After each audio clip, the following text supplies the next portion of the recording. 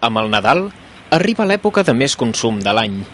En ocasions, l'excés de compres i el poc temps de què es disposa poden portar a un consum exagerat i a la compra de productes que no reuneixen les condicions idònies.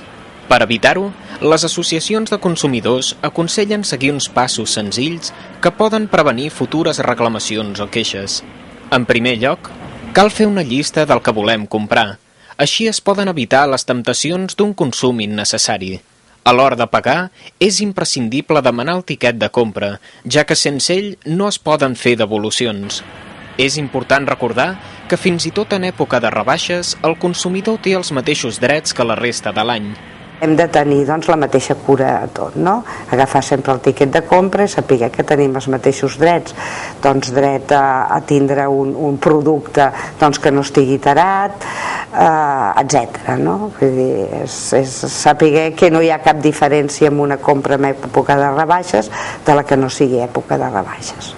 En cas de dubtes o reclamacions, els consumidors poden trobar ajuda també en les prop de 30 associacions que treballen arreu del territori.